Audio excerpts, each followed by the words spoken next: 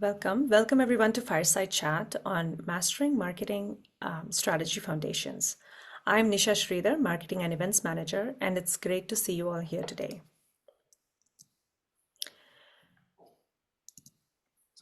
It's with gratitude and respect that we acknowledge the lands on which Foresight operates are the traditional, ancestral, and unceded territories of the First Nations, Inuit, and Métis people. And for myself, I'm speaking to you from Calgary, which is within the Treaty 7 territory. These are the traditional lands of the Blackfoot Confederacy, the Siksika, Kenai, and Piikani First Nations, the Tsuut'ina First Nation, and Stoney Nakoda First Nation. Before we start, I want to say a few words about Foresight. Foresight is Canada's clean tech accelerator, and our goal is to make Canada the first G7 country to reach net zero. We bring together clean tech innovators, industry partners, investors, government, and academia to address today's most urgent climate issues and support a global transition to a green economy. Before we begin, here are a few housekeeping notes. Please use the Q&A option to post your questions to the panel. This session will be recorded and you will receive the recording in a couple of days. Sorry.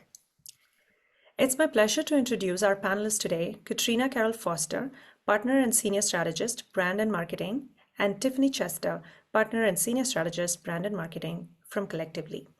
Collectively is a strategic brand and marketing agency for the B2B tech and innovation sectors.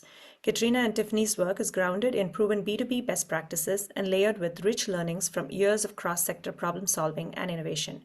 You can find out more about their services and work at collectively.io. Over to our moderator, James Chapea from Foresight, who will introduce the panel. Over to you, James. Thanks, Nisha, and welcome everyone. Thank you for joining us today. I'm going to let both Tiffany and Katrina give you their backgrounds. I'm going to talk a little bit first about, well, so why are we doing this today? Why marketing? Why is this relevant? And as those that have participated in past ones know, from an investor's perspective, and thinking about for Foresights when we work with companies too, there's two key questions that I'm always looking at when I first talk to a company. That's the questions are, and it's not like the 12 questions, whatever, it's these two. So what's the problem that you're solving? So that tends to be the widget. That's your thing that you've got. And more importantly is who owns this problem? And we see too often, this is a very dangerous question because there's a lot of arm waving that can go on to it. Well, the industry owns it, or this company owns it, or this. And so we get this, and it's not really who's bleeding from the neck and is prepared to pay for and what you've got. That's all on the business side. And having Tiffany and Katrina here is incredible. They've worked with them in the past. They've actually really helped companies. I've seen this firsthand. And so it's great that we can have this dialogue about marketing, because marketing is about getting to know who are those parties. How do you access them? What is strategic marketing? How do we communicate? Because you may be in love with your product, but what does your customer want? How do they look at it? So what we really want to do today is, one, it's obviously, I want you to be able to start understanding what are the questions you need to ask, and Tiffany and Katrina are going to help you there. And also gives you the opportunity of knowing who can you go talk to, being Tiffany and Katrina, about getting access, finding these things. What are the questions I need to ask? What are the pitfalls? What are problems I'm going to run into in marketing? How do I even know my marketing is actually going to who it's supposed to go, and is it resonating with them? So with that, I'm going to now turn it over and let Tiffany and Katrina not only introduce yourselves, but please walk us through marketing. Thank you so much, James. It's great to be here today. It's so odd not to see all your faces, but we know you're out there. And thank you, I would also say, for sending some questions in advance. There's some excellent, incisive questions that were asked of us that we'll be getting to. Pop your questions in chat. We will try and answer them as we're going through today.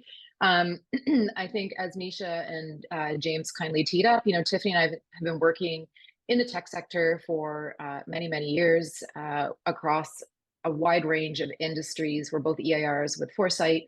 And what we're hoping to do today is to share with you some best practices, some storytelling, maybe some cautionary tales, a couple of tales of success, and then get into your questions. So I might just jump in really quickly. I mean, this was called strategic marketing, and how I define strategic marketing is really trying to align your marketing activities with those overarching business goals through careful planning and positioning, target audience analysis and insights, and then implementation of cohesive campaigns.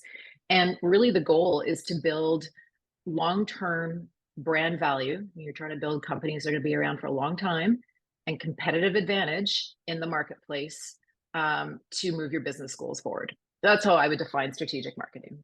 Tiffany, how would you sort of improve on that?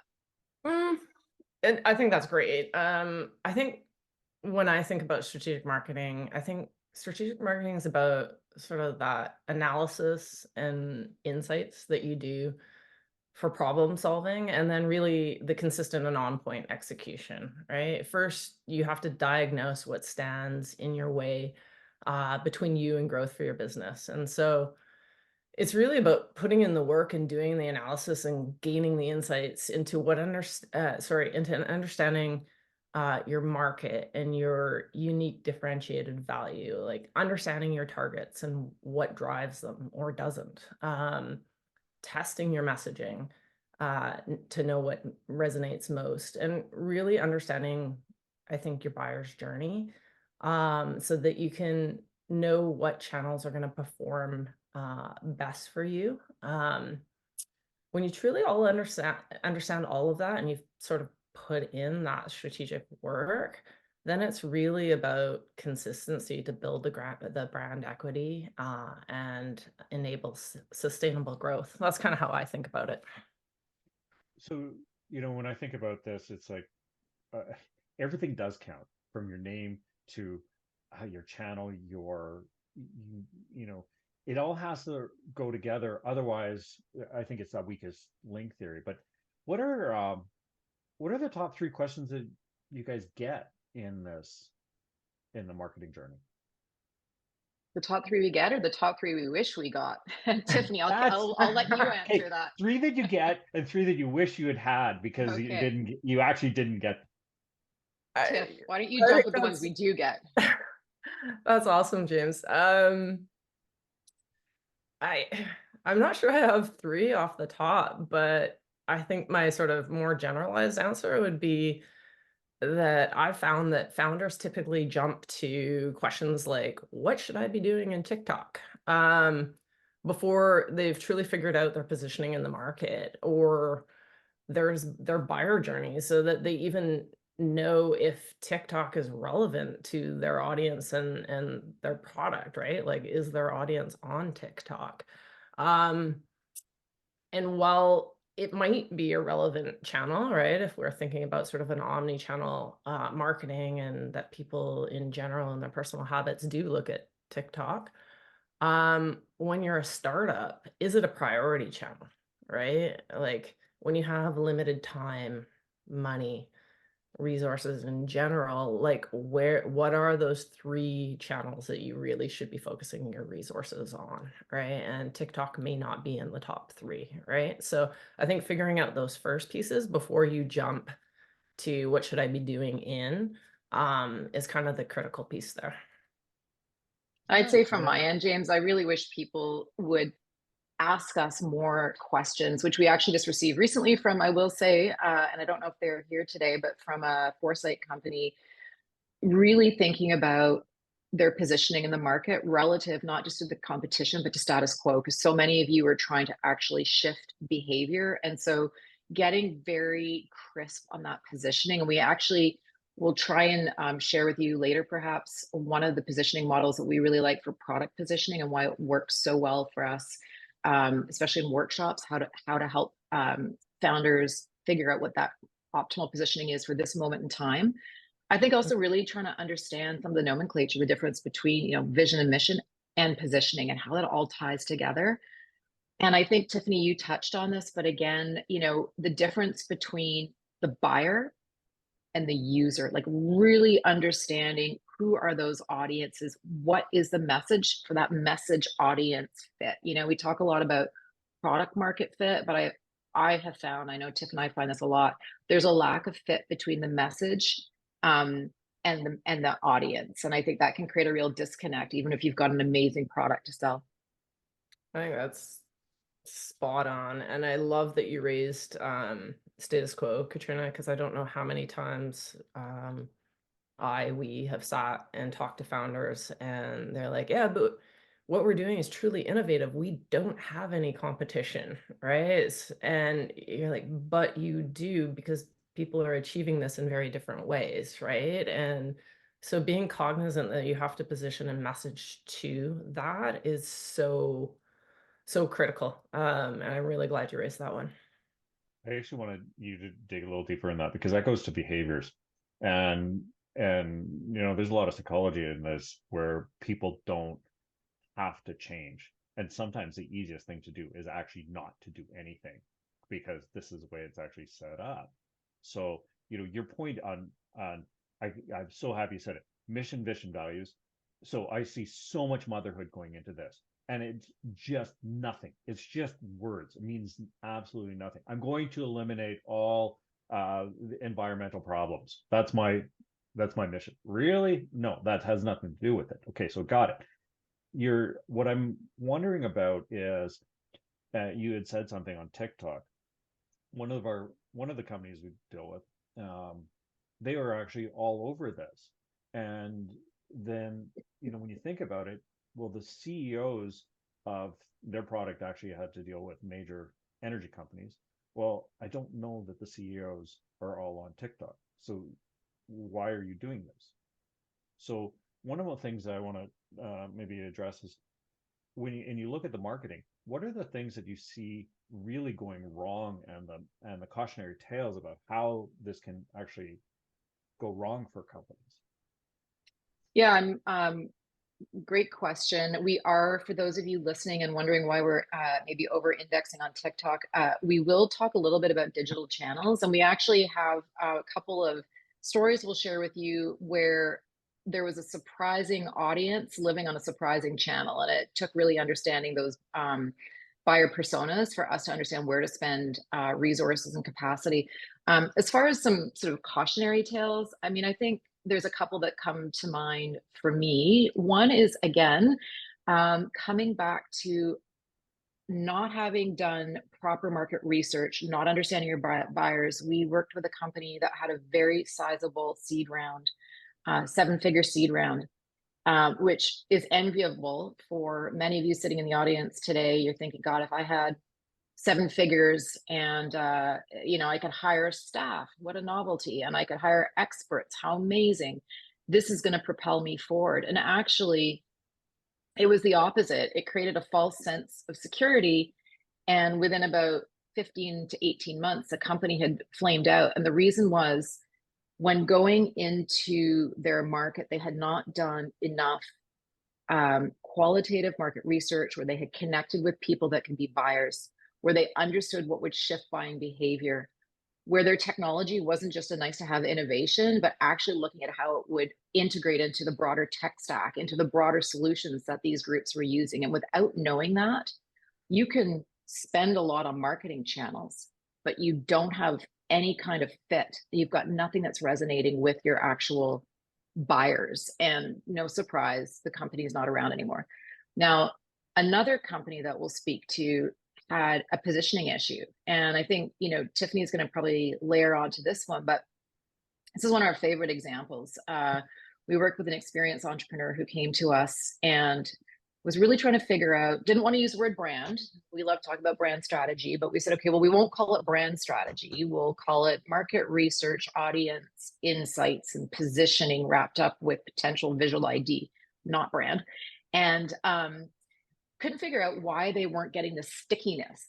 This was in the financial fintech space, and on the commercial side of things. And what we found when we went to the market was that the 30 different C-suite executives that we spoke to globally all had a very different perspective on what this particular company did. And so for them to be able to nail down their positioning in the market, even explain what the market category was incredibly difficult. And even though it had a credible solution, they were really struggling to message clearly their value proposition and sell it up the food chain internally. And so if a chief innovation officer has a bucket of dollars to allocate to a new unproven product, you need for your internal champions to be selling them on what it is and why it matters to their business. And they were really struggling on that. And so we did some deep work with this company, really helping them better understand what the opportunity was in the market, how we were going to position them. In this case, it was category creation. And Tiff, maybe you can just share sort of the impact of this, because it started as a cautionary tale, but it had a really good outcome. Yeah, it definitely was a cautionary tale, but then it was sort of that what could have gone wrong. But thankfully, as you mentioned, like this was a very experienced entrepreneur who recognized the problem really early. And if she hadn't, they really could have burnt a lot of time and cash. And by like honing in on it as a positioning problem and investing in fixing it, I mean, they've skyrocketed. I mean, what are they, like 20x growth at least at this point in time? But it really came back to, and I think what a lot of companies on this call will struggle with, I think most companies on this call are probably B2B complex sales, right? Where you've got an internal champion, you've probably got your economic buyer, technical buyer, your user buyer. So multiple people involved in this decision making, and the ability for your champion to communicate about who you are and your value propositions in the room when you're not in the room is so critical. And that's the challenge they were facing. And so having that right positioning that people could grip really quickly was so critical.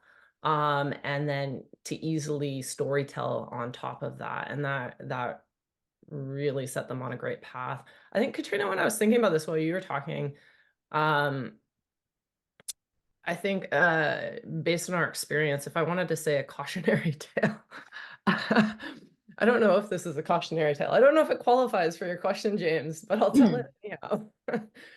Which was, we engaged with a company that was actually ultimately, I think they were publicly traded. Katrina, I'm talking about the one that rebranded 3 times in like 2 years. Was it 2 years? Yes. Something like that. And so they entered the market and they had rapid and massive growth because they had product market fit, right? And it was fairly innovative and people needed this thing, right? And then they rebranded because they started adding to their product line, and they were like, okay, well, we can't be just this product name, so they caused a bit of confusion and suddenly sort of diluted their SEO, et cetera, on the website. And then they acquired another company and they're like, okay, well, this doesn't fit because of this new company we acquired. We need to rebrand. So in the course of like 3 years, their customers had a lot of whiplash. And from a marketing perspective, not only does that create confusion for word of mouth referrals, et cetera, it takes an enormous amount of money to re-educate people, and also dilutes the effectiveness of the spend, right? From an SEO perspective, content, like just those impressions where I think of your company as this original brand, but now I'm seeing ads for this one that I don't know. So I think thinking through your brand strategy and sort of room for growth might be another cautionary tale. I don't know, Katrina, anything No, else? 100%. Okay, let's go down, because this is actually so relevant. And we do have a question, and so I'm going to pull it all together because to your point, Tiffany, so many of the companies are actually barreling down the runway while they're building the plane. Yeah. So now, do you have best practices and frameworks that you utilize, recognizing that they are building the plane as they're running down the runway, on the marketing front? So how do you address that so you're not running into the rebranding? Yeah, what's your advice in that area?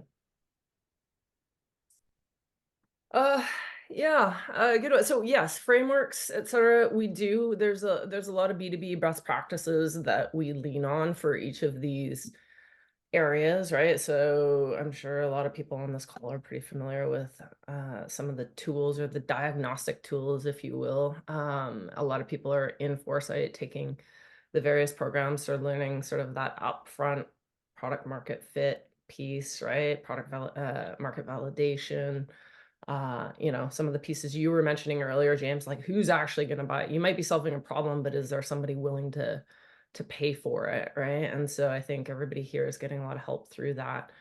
When it comes to then sort of actioning a lot of that through your marketing communication pieces, and sort of the target message medium kind of continuum, and as I said before, right, like if you don't focus on the first two, you're burning money in the third, right? So making sure that you get your target and your message correct. Some of the frameworks we like to use there, our business tends to be steeped in B2B, and I think that's the audience here. And I think we can maybe share out some of these later, but Katrina, I don't know, I'll just rattle a few off right now. When we're looking at buyer persona development for a B2B market, we tend to like the Buyer Persona Institute's framework for this. Adele Ravella wrote a book, very concisely called Buyer Personas, that focuses on the 5 rings of buying insight, right? And really walking through how B2B buying decisions are made. We like to look at the communication tools and techniques for your different buyer types in buyer personas. So whether it's, what does a champion need versus what is an economic buyer need versus what is a tech buyer, et cetera, right? And mapping that out up front. I think to some of the pieces that you talked about, James, when you're looking at not stumbling into a rebranding issue, is that a lot of that falls out of the mission and vision work that you two were talking about earlier. Like, where are you going, right? There's where you are today, but where are you going?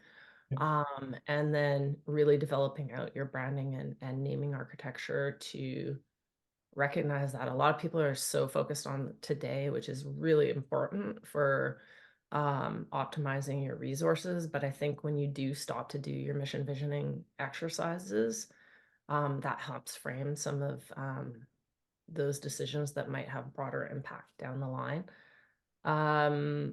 I might just jump in. You jump in. I think this is partly also coming from the question from David about how do you develop accurate messaging with truth and integrity while you're still figuring things out? And I would just say a lot of that has to do with testing, David, and it's probably not what you want to hear. It's not a trite answer, but if you've done the work up front to really get to know who your buyers are, you're going to be speaking to them, communicating not just the value proposition of whatever it is you're selling to them, but the actual benefits that they will get by engaging with whatever it is you're selling to them. You're going to be able to communicate why it matters at the highest order level. But then also when it comes to your product messaging, you're going to have to test it. And I will say, there's a lot of different ways to test it. You can test it, do the 10-second test on your website. Get somebody to look at your website for 10 seconds, 20 seconds, and ask them to describe back to you what it is that you do. If it's accurate, maybe you're able to concisely deliver that message. If it's inaccurate, you should look at it. It could be doing stakeholder interviews with 30 people. Test your messaging with them, see what resonates. Is this sticky or not? It even could eventually, if you have any budget for paid ads, you could actually test the messaging for your paid ads. We've done this for a client recently, and some have been really sticky, and some we just don't understand why they're not resonating. So now we're having to A/B test things. So, I would just say, though, it's be really focused on your initial buying audience, unless you're talking to your investors, in which case you can go much broader. I know that there's a couple other questions that have come in, and I just want to say to Henry, we will make sure that we address it either in the webinar chat and or afterwards in a series of follow-on answers. But James, I know you've got a few other questions that came in earlier, so I'll pass it back over to you. Sure.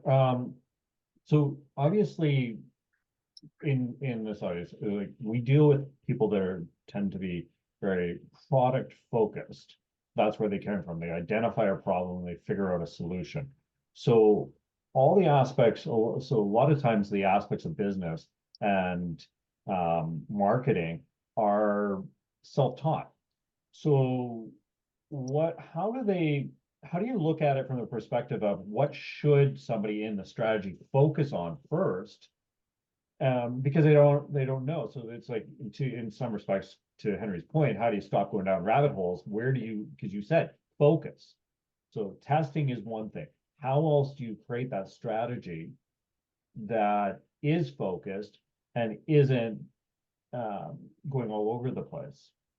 Yeah, such a good question. I mean, I think sometimes, and again, it's not always the answer that people who are in a hurry to build and sell want to hear, but taking a moment to slow down will actually then help you to speed up. So I'd say there's probably 5 or 6 things that you would want to consider as the CEO, founder, CMO, and social media intern all rolled into one.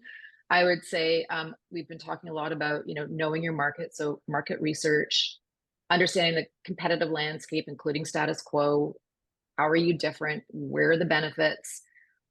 Really understanding your buyer's needs. Do you know what is driving their purchase decision? Do you understand how they are buying? Do you know where they are getting their information? Having that all mapped out. And again, lots of great frameworks. We can put some of them into chat later for you to consider. Then making sure that you're, as a self-taught marketer, that your goals and your objectives, your OKRs, your objectives and key results, that they're actually aligned with your corporate strategy. We've got a client right now that's in the sort of $8 million mark. They're a pretty sophisticated group of business people, but the marketing, the sales, the corporate strategy aren't necessarily top of mind for alignment, right? And we have to work with the group to bring them along to make sure they're really well aligned. And then metrics, obviously, to measure progress. We've talked about key messaging, again, understanding that for many of you, you're just testing this, but why is what you do, why does it matter? What is it that you do? How do you do it? 3 top short key messages. And then if you have identified a clear buying audience or target market, is there something that you can get even pointier with them? Digital presence. I know that you all know this, but having a super professional, crisp website is paramount. It builds credibility. And I will say that one of my favorite articles was written by Stuart Butterfield many years ago. It's called "We Don't Sell Saddles Here." I think I've got the link. I'll pop it in chat later. And one of the things he says about brand, and I think this actually speaks a little bit to your website, is that when you're selling something net new, particularly, people are looking for every reason not to buy from you, right? It's pushing them out of status quo. If you destroy your credibility with a dated or confusing or unclear website, you have just struck out credibility and given them one reason not to engage with you. At your early stages, having that doesn't have to be expensive, but simple, well articulated website is mission critical. Obviously, when I say social media, just own your handles, start listening to what people are saying. Another great way to actually test messaging. And then a couple of other things, again, you said as a self-taught marketer, so this is probably a bit of a lift, but if you've got a couple of good messages that you want to get out there, think about some content themes that might support that. And then maybe pick and choose a couple channels to test. So that you can try and optimize your resources and the results that you're going to get. And again, maybe later we can show you a couple of frameworks that we really like to help test channel prioritization. Yeah, I think that's great. Can I just jump in real quickly Yeah. there? I think, Katrina, you went soup to nuts there. If I were to say my priorities and like sort of honing in on that first, and then Henry, coming back to your question a little bit first, I agree. Like, in today's day and age, your digital presence has to be good. And I think design is something that you need to invest in because it is about building credibility and just looking good. you know, I noticed early on the difference in design aesthetic between some of the Vancouver-based startups and some of the Silicon Valley-based startups. And this is going back a number of years. I used to travel a lot, and the design aesthetic down in the valley was very high. Like, they looked crisp, they looked professional. They prioritized that because it helped build trust and credibility. So, you know, in those early days, I do think it's important. In terms of, like, Henry, when you're talking about like how not to go down the sales rabbit hole out the gate, I think it does come back to understanding your ICP. Like, who is your ICP and what is their buying process? Because in some industries, you know what, it is a sales-led sale, right? And that marketing is actually supporting a lot of the sales effort versus being marketing-driven sales. And it depends on the industry, right? And in today's day and age, yes, I'm sure you've all read the articles, marketing takes people way deeper in the funnel than they ever used to. But truly understanding for your journey, where does sales get involved and where is it supported or where is it led by marketing, is really important. So, you know, obviously, what I'm hearing, perception is reality. And these tools are about creating those perceptions about who you are, who is your company, when you're looking at on the testing things, obviously in some respects it's, you think you're saying something, but what's your audience actually hearing is critical. So your points about testing and hearing, seeing what they're seeing. We had an interesting question. I'm not going to take credit for this because I actually thought it was really cool. It's, so what do you think about the opportunity and risks of applying AI to creating your synthetic client to test these pitches? What do you think about that? Yeah, that is such a good question. And I would like to say to the person who posed it, we hadn't thought about it yet.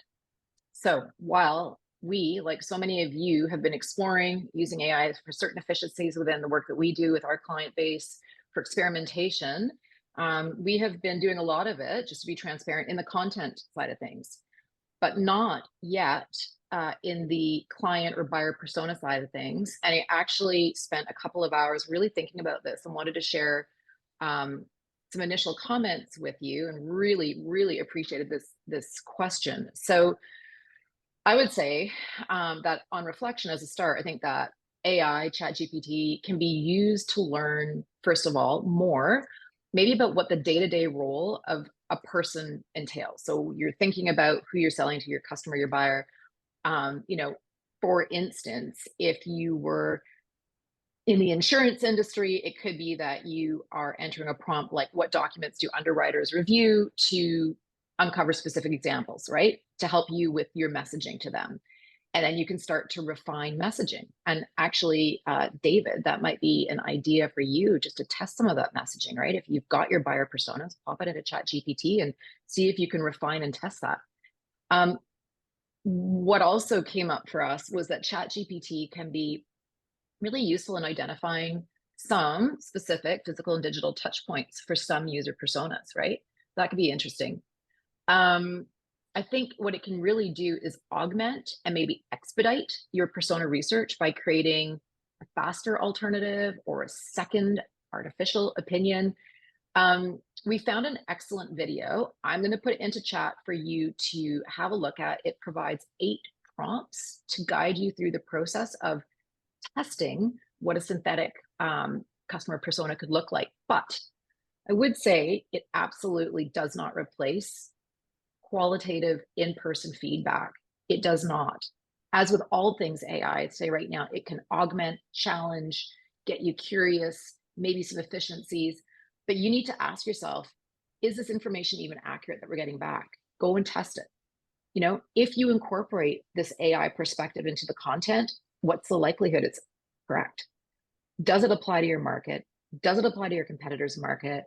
If you haven't validated this, go back and talk to your customers. It is critical. And I actually put the question out to LinkedIn, and I got an answer back from somebody working in this field. And I actually thought, their comment was basically aligned to what we're saying here, which is while AI can simulate some of these personas or their characteristics quite well, we don't know yet how well they actually represent your customer's demographic, right? But you can test it. So try and generate a customer persona and then go and speak to a group of actual customers, measure them both, identify the differences, and see if you can start to find areas to drive some efficiencies without relying on it. So I would say that's sort of my initial feedback. There's a lot of work being done here. I think it's super interesting. So thanks for the question. So it sounds kind of early. It sounds like it might be a make work project though, because you don't know if it actually represents your client.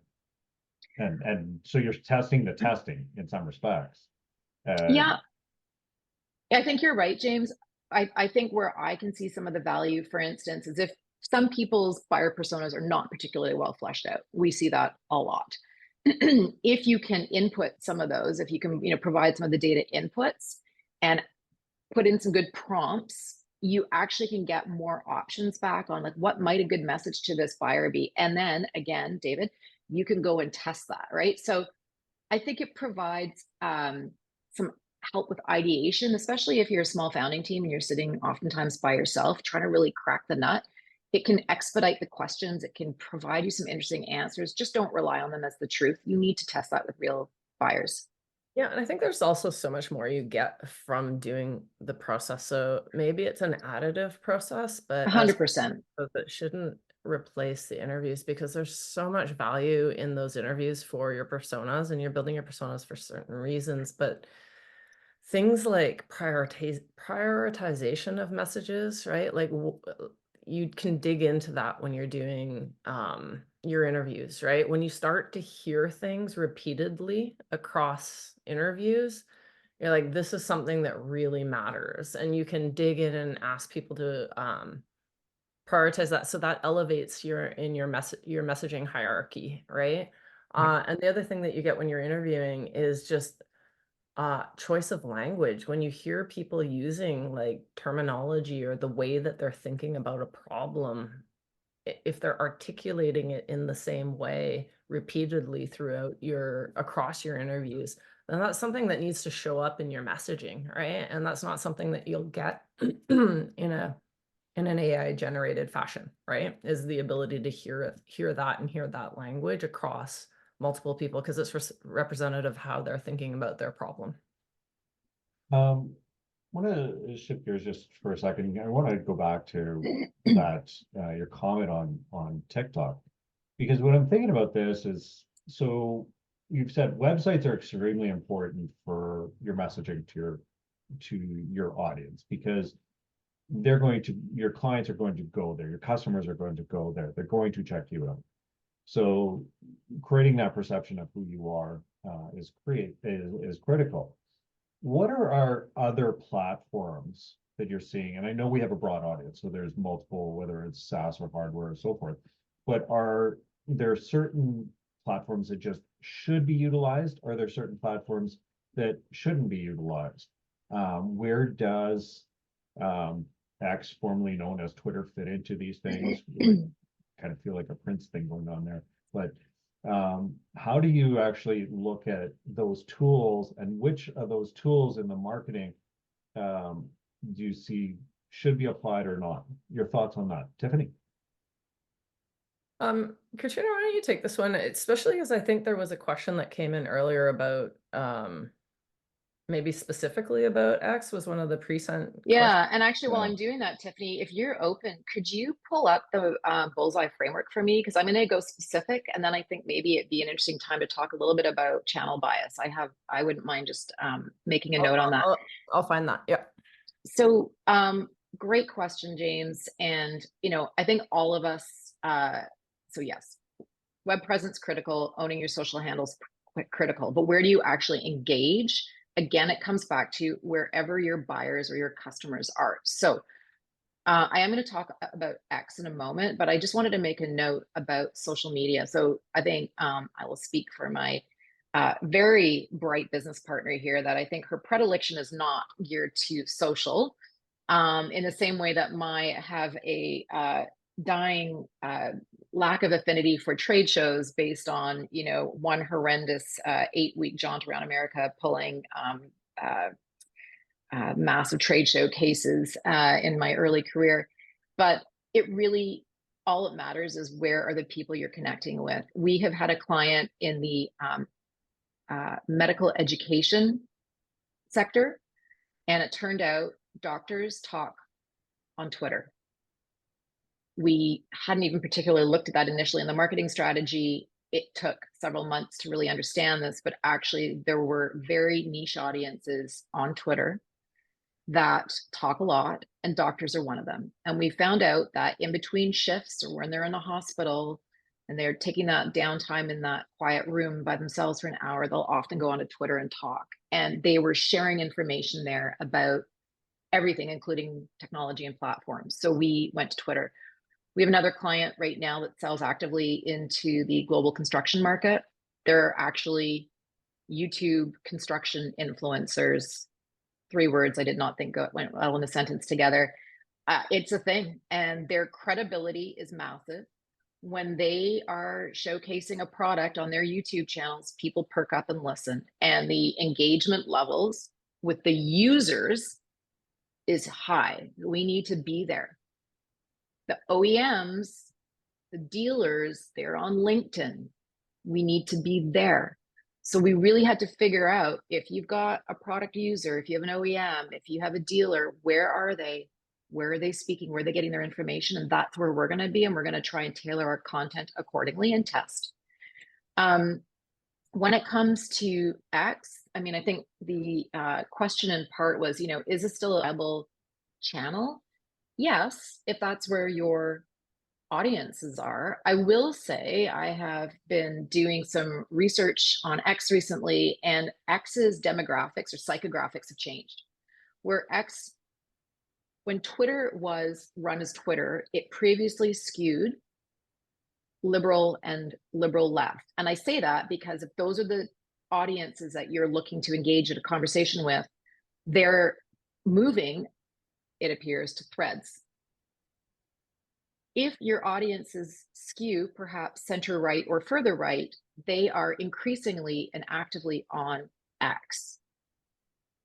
Zero commentary on the politics of it, strictly around the alignment of who you're trying to speak with. There is a lot of merit in staying on Twitter, huge audience reach, ability to distribute your content, ability to form networks and partnerships. There's SEO benefits. There's a lot of good reasons to be there. I'm just going to wrap up by saying part of what I think, James, you have triggered for me, and the reason I asked Tiffany to pull up this framework that we refer to when we're doing client work is because all of us come to business with biases, and all of us come to marketing with channel bias. We lean into things we like or know, and we often lean away from things we dislike or don't know. And so one of the activities that we will sometimes use is pulled from this idea of the bullseye framework. Tiffany, I have just forgotten the name of the author in the book, but I know you're going to bring it up for me in a second. Traction. And really, yes, Traction, yeah. Is the Traction book. channels. Traction is the book, yes. Author, I forget, but I will look up for you. The premise of it is, as a new marketer or an experienced marketer, that you actually take that outer ring of all these different traction channels. This may not be all encompassing, but there's a good number of them here. There's about 18 of them. And you basically have to brainstorm one idea for every single channel to eliminate channel bias. Like I said, offline events for me, no thank you. Social media for Tiffany, no thank you. But we would force ourselves to brainstorm, aligned to our buyers, an idea for each of those. Having done that, we'll then, if we don't have any prior testable data points, we will then select the 6 that seem the most likely to be effective based on the information we have today. Again, if you're a new business, and pull them into that middle channel. And then start to think about, again, one marketing activity that we can engage in over a limited period of time with a very clear set of metrics. And then those that perform the best, we will move into the middle core channels, and we're going to try and get as focused and deploy as much of our capacity and resources on those core channels for as long as they're effective. And when they're not, we start the process over again. And so I wanted just to mention that, because when we're speaking about social versus digital, it really doesn't matter. It's get rid of your channel bias, figure out where your customers are, and then start to test some of these channels. Okay.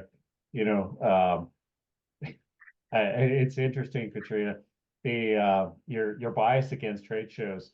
I actually can, in some respects, really relate to this because I did have to do a trade show, and during that trade show, one of the other booths had a monkey, and the monkey came over and became my closest friend and literally just sat on my head the entire time. So this was like, I don't know what kind of messaging this is, but I stole their monkey. And that's, I don't know that I want to ever do that again, but that's okay. So, but in that respect, James, can I jump in on that's hilarious. But I do want to say, like, whereas Katrina is scarred for life from lugging trade show booths around, I worked earlier in my career for a lot of startups and had a ton of success with trade shows. And I would assume that companies on this call, trade shows are actually a really important channel for a lot of these people because it brings together your core audience under one roof. And if you're selling expensive solutions, that are large, risky investments, relationships are critical, and relationships require eyeball to eyeball time, right? They require handshakes, etc., relationship building. And you know what? Still, one of the most effective ways to do that is spending time together at a trade show, where you can like filter out the rest of the noise and actually spend that time with your prospects, learning from them, selling to them, et cetera, et cetera. And I would say actually, the construction industry focused group, it's a hardware group that we're working with, Katrina referenced earlier. Yes, YouTube's an important channel. Yes, there's a lot of activity happening in digital, but the time that they spend at trade shows is by far one of the highest converting marketing efforts annually for them, right? Yeah. So super important. And there's a lot of stuff that happens in and around trade shows that give you opportunity to reach those audiences. And I can speak from my earlier career. I had no budget, and so it was really solely based on the creative things that I could do to create attention and bring people to our booths. And I did some crazy stuff. It's a lot of fun. I can tell a lot of stories.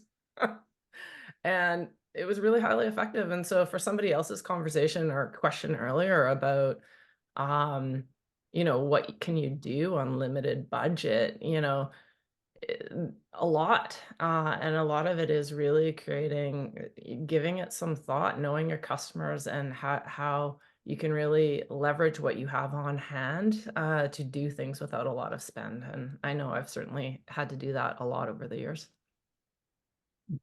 Tiffany, thank you, because that was actually going to be my question on this, because as we're going into more digital, how relevant are those trade shows? And thank you for providing that, because I think you're bang on. I think that is your audience. It is a focus. You don't, and the thing is, it becomes that, to your point, you're bumping into them. You're actually able to have the face-to-face.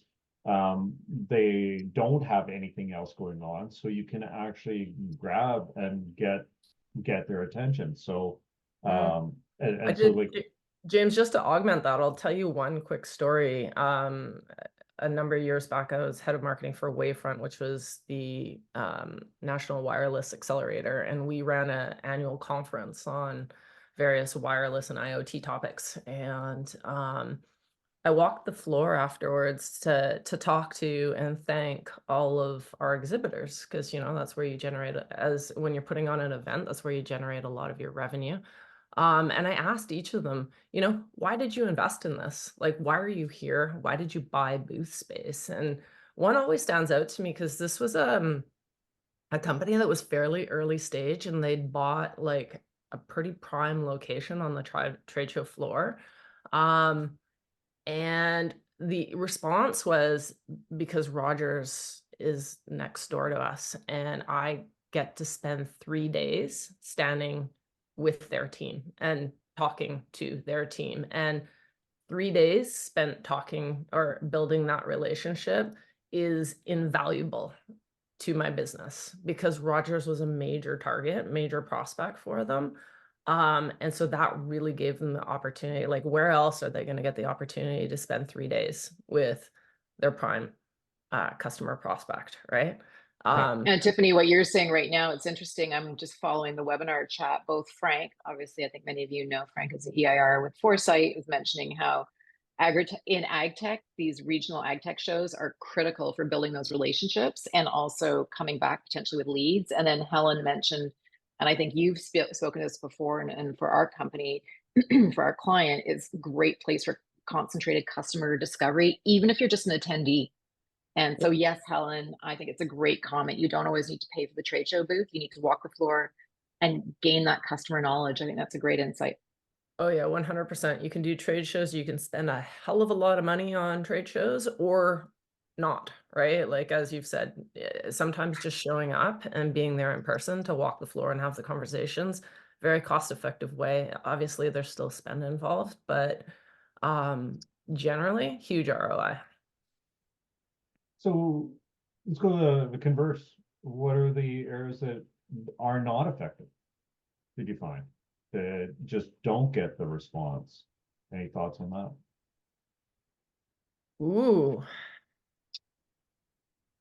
Again, I think it's very generalized. I do think things aren't effective when your audience isn't where you're hoping your audience is, and or your messaging is off. I think oftentimes the medium will get blamed when actually it's more that the message hasn't found the right fit with its audience or the market. So I think that's a really tough one. I mean, paid ads, paid search can be very valuable. Again, if you've got the right message and that's where your audience is. Referencing this one client, paid social is important because we really want on LinkedIn to get some of those beefier content pieces in front of the eyeballs of decision makers and OEMs.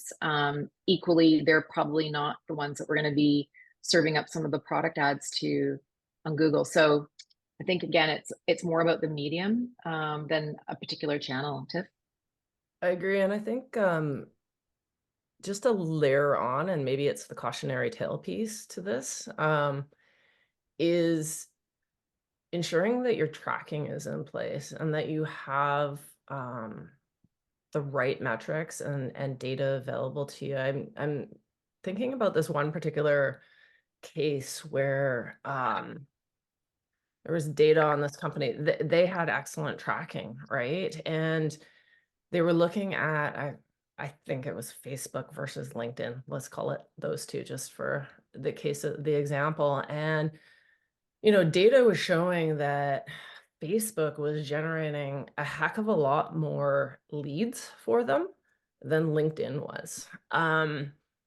And so if that was sort of where your layer of tracking or analysis stopped, your obvious decision would be to redirect a lot of budget towards Facebook, right? Because it's cranking the lead engine. But thankfully, this particular company followed their leads through the funnel a lot further. And what they discovered is that while LinkedIn was generating far fewer leads, those leads were actually converting to customers, whereas the Facebook ones were not. This was just super noisy stuff.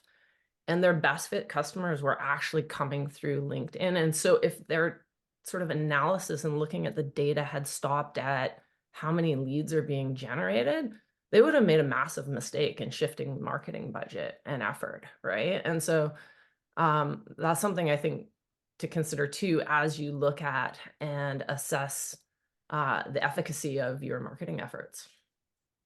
Before we get away from all this, I do want to raise the point that I think has really been brought home to me is if you're looking at how important the marketing is, it's all about your customer.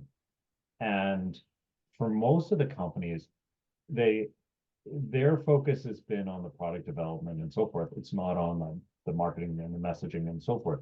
So then, can you give me just some thoughts about how you engage with your customers and how they engage with you? Because clearly you provide a level of expertise in an area that they are not good at or should be at, because that's not their focus. So your process about how you work with them to make sure you can help them move it forward. Can you give us a little bit on that?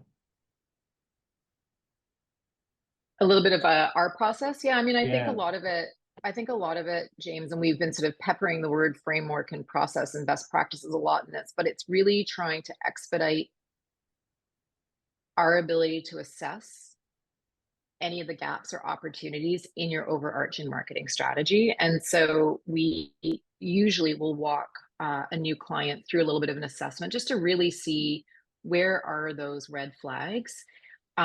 Listen, we've both worked in startups and we've also started startups. So we also understand the need to be agile and nimble and really efficient with resources. And some things are just going to fall by the wayside on that checklist of to-dos. But as we keep harping on, one of the places that you would probably find us digging into pretty deeply is the knowledge of your buyer personas, really understanding if you've got an excellent messaging framework. I was talking to, I think it was David on chat. We use messaging hierarchies a lot to help keep things organized. The more people you get involved in a company, the more opportunities for people to go off script. CTO saying one thing, CEO saying something else to an investor. Like, how do you all sing from the same hymn sheet? And really making sure that that positioning that is relevant to your product or business today is addressed. And then we'll start to sort of get into all the other pieces. I'm just noticing that we have a good question in chat. I'm wondering, because Tiffany has had some experience in defense, I'm wondering Sure. if we can just slide it in there with a 1-minute answer. Is that okay, James? Oh, please, because government is obviously one of those separate types of messaging. And how do you deal with it? Thanks, James. Yeah, I think with government, I mean, writ large, as a complex stakeholder, I do find that, in my experience, they are willing to information share.